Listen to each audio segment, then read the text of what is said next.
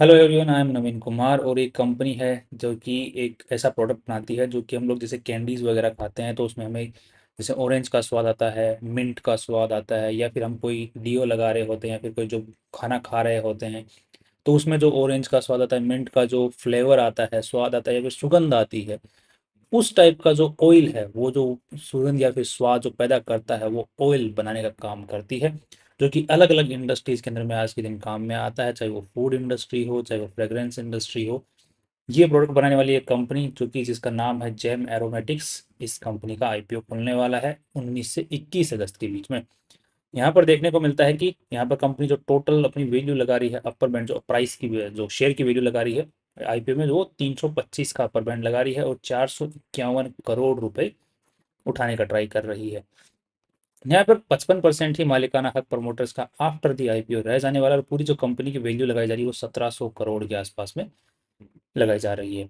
Next, यहाँ पर जो कंपनी है अब ये पैसे उठा तो रही है, अब इनका क्या करने वाली है उसके लिए हम चलते हैं आरएचपी, फिर उसके बाद में हम लोग इसी सेक्टर में जो कंपनी दूसरी काम कर रही है उनको मार्केट ने क्या वैल्यू दे रखी है उसके बेसिस पे हम लोग थोड़ा सा लॉन्ग शॉर्ट एंड लिस्टिंग की इनका थोड़ा सा व्यू बनाने की कोशिश करेंगे, दो that will be A limited view.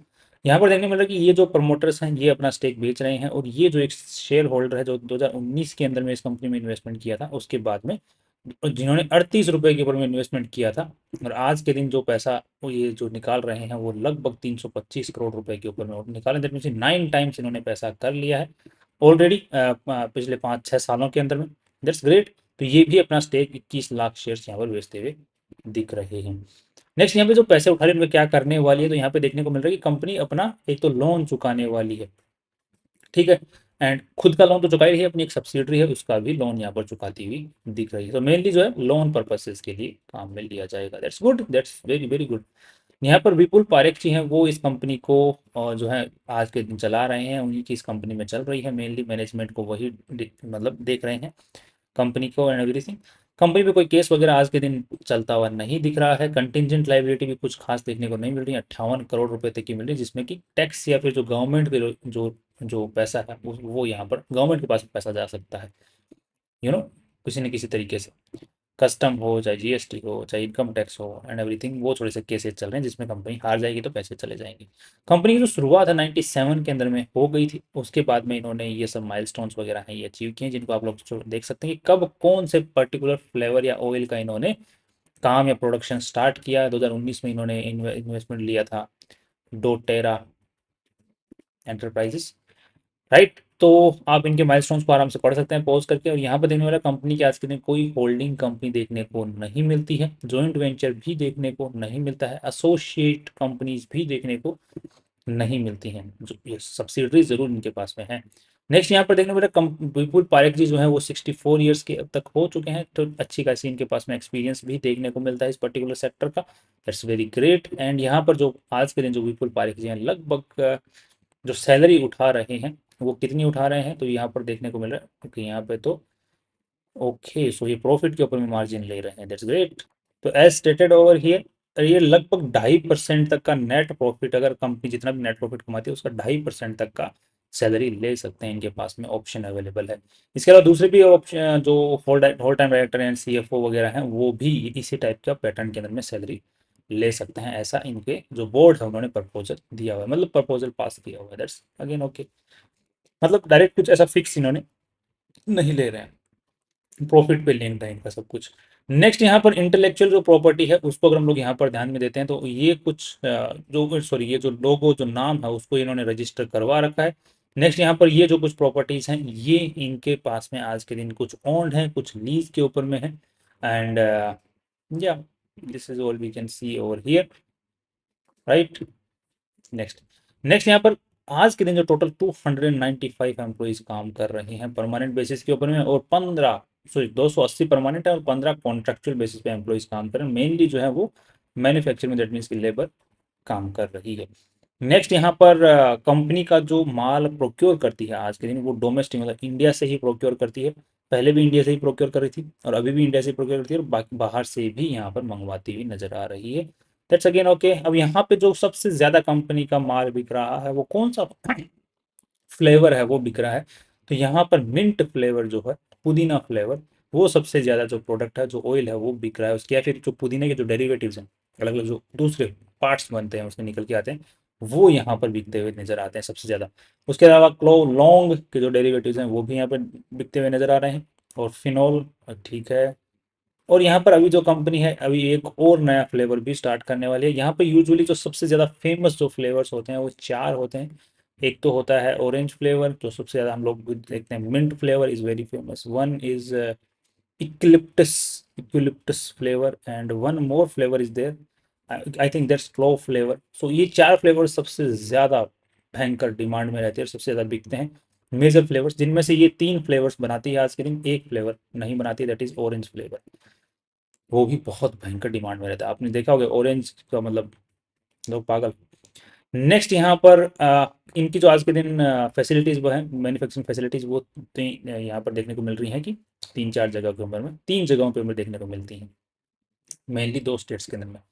Next यहाँ पर जो इनका माल आज के दिन बिक रहा है, मोस्टली जो है इंडिया में बिक जा रहा है, बाकी उसके अलावा यूएसए के अंदर में भी बिक रहा है, जहाँ पे टैरिफ का असर इस कंपनी के ऊपर में बहुत अच्छा खासा देखने को मिल सकता है। दो इन्होंने जो प्राइस सेट की है, इन्होंने जल्दी से आई थिंक टैरिफ वाली जो चीज़ है उसको जल्दी से you know I think after the listing उसके ऊपर में अच्छा खासा असर देखने को मिल सकता है, because of the tariff, because 31% revenue USA से आना और बाद में टैरिफ का 50% हो जाना, that can impact the business of this company in A high level. Next यहाँ पर इनके जो आज के दिन ट्रेंड्स, मतलब इनका जो प्रोडक्ट है वो किस तरीके से बिकता है, या फिर मार्केट ड्राइवर्स कौन सी चीज़ें हैं, कौन सी चीज़ें जो इसके जो प्रोडक्ट हैं उसको हवा देती हैं, तो उसके बारे में आप इंफॉर्मेशन यहाँ पर पढ़ सकते हैं। अब यहाँ पे इनका जो एक चीज़ सबसे मेन चीज़ है कि इनकी जो एग्जिस्टिंग या जो रिपीटेड कस्टमर्स हैं वो बहुत ज़्यादा है, राइट। यहाँ पर देखने को मिल रहा है कि इनका जो सबसे मेनली जो 94% रेवेन्यू आ रहा है वो रिपीटेड कस्टमर से ही आ रहा है। दैट्स ग्रेट कि ये अपने क्लाइंट्स को यहाँ पर कैटर बहुत अच्छे से कर पा रहे हैं, दैट्स ग्रेट।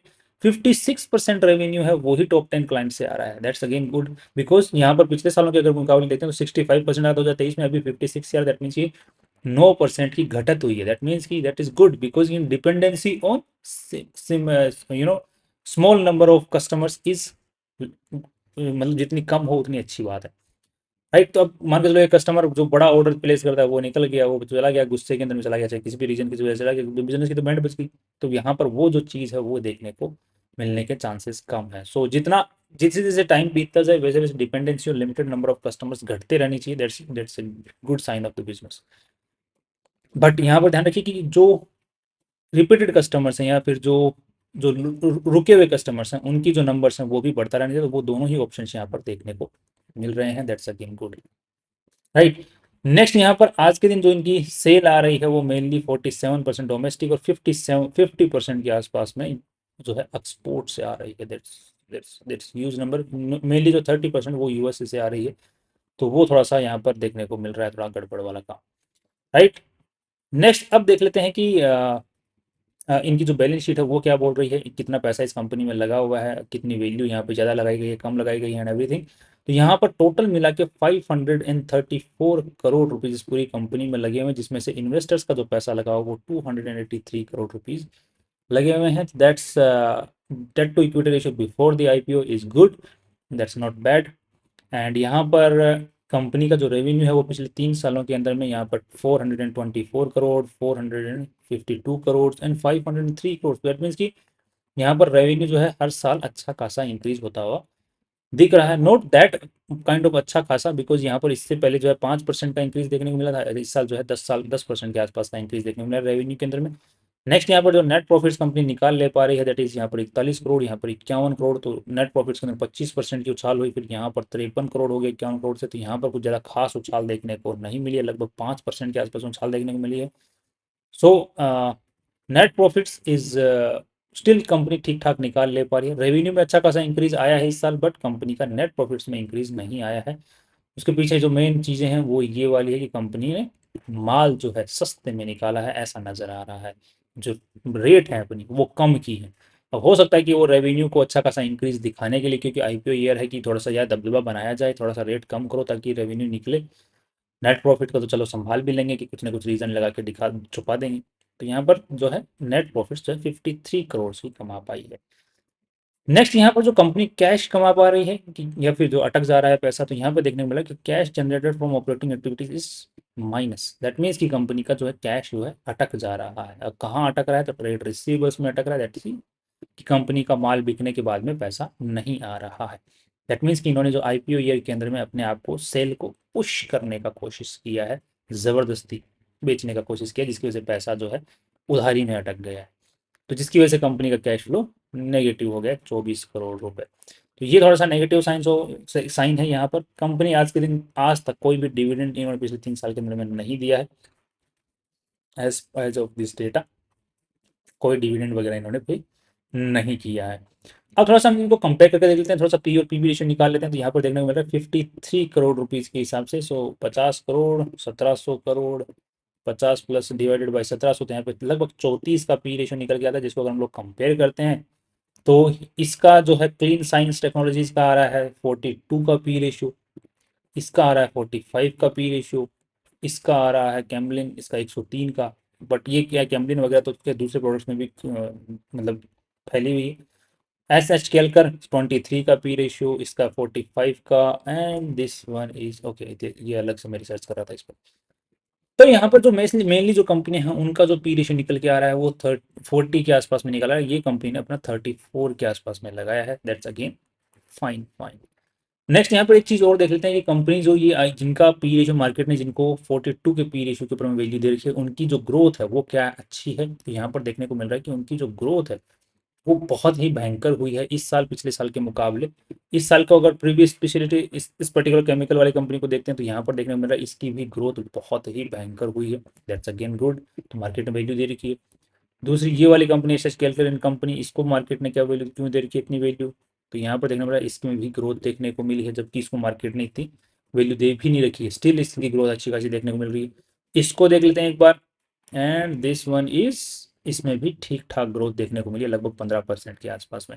बट जो आईपीओ लेके आ रही है कंपनी उसके अंदर में ग्रोथ नहीं देखने को मिल रही है पिछले 3 सालों के अंदर में। बट इन जो कंपनियां हैं इनके अंदर में इसके अंदर में भी पिछले साल से पिछले साल देखने को नहीं मिली थी, बट इस साल जो है ठीक ठाक देखने को मिली। बाकी जो कंपनियां हैं उनके अंदर में ग्रोथ अच्छी खासी देखने को मिली है, इस वजह से उनको मार्केट ने वैल्यू दे रखी है। द पॉइंट इज कि कंपेरेटिवली अगर कंपनी की ग्रोथ को अगर देखा जाए तो पी रेशियो जो कंपनी ने लगाया है खुद का वो ठीक लगाया है।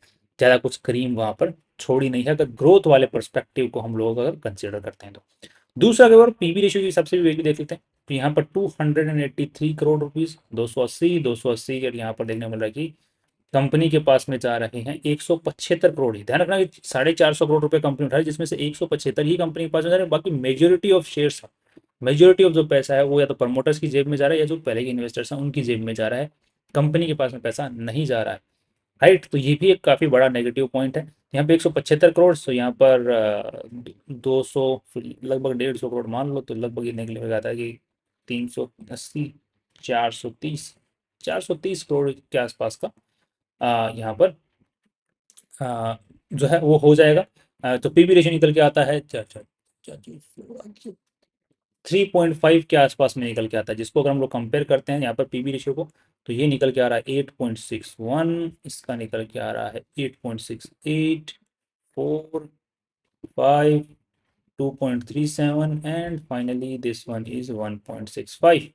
सो बेसिकली देखा जाए तो कंपनी ने अपनी वैल्यू जो है वो ऑलरेडी एट पार लगा ली है। जो दो यहाँ पर जो पीवी रेशियो के हिसाब से जो वैल्यू है उसमें थोड़ी उसकी वजह से थोड़ा सा उछाल यहाँ पर देखने को मिल सकता है, या फिर मार्केट अगर इस पर्टिकुलर कंपनी को विदाउट ग्रोथ वाली कंपनी को भी यहाँ पर इस कंपनियों के मुकाबले अगर वैल्यू देना चाहे तो एक बार इनिशियल पुश जो है हमें देखने को मिल सकता है। But I am not comfortable with that kind of push, because वो पुश जो है वो सिर्फ मेड अप हो सकता है। तो as of today listing gain की मुझे ज़्यादा उम्मीदें नहीं है। बाकी एक बार हम लोग देख देते हैं हवा किस तरफ बनाई जा रही है, उसके लिए हमें जीएमपी पे चलना पड़ेगा। और जीएमपी क्या चल रहा है, we have to see over here. यहाँ पर एक सेकंड। तो यहाँ पर जीएमपी लगभग 13% के आसपास में चलता हुआ नजर आ रहा है। लगभग सॉरी वेर इज दिस 10% के आसपास में चलता हुआ नजर आ रहा है। तो यहाँ पर ज़्यादा कुछ जो है जो पुश है वो देखने को ग्रे मार्केट प्राइस की वजह से नहीं देखने को मिल रहा है। So as of this analysis we have seen की कंपनी का जो लॉन्ग टर्म व्यू आज के दिन बनाना ठीक नहीं लग रहा है। Short term view and listing gain का भी कुछ ज़्यादा कुछ खास स्क्रीन नज़र नहीं आ रही है। So that's my final view on this. बाकी आप कोई भी अपना डिसीजन बनाएं, उसको एक बार फाइनेंशियल एडवाइजर से पूछें और रिसर्च करें, उसके बाद में ही फाइनल व्यू बनाने की कोशिश करें। That was just a limited review about this company. That's all. See you tomorrow.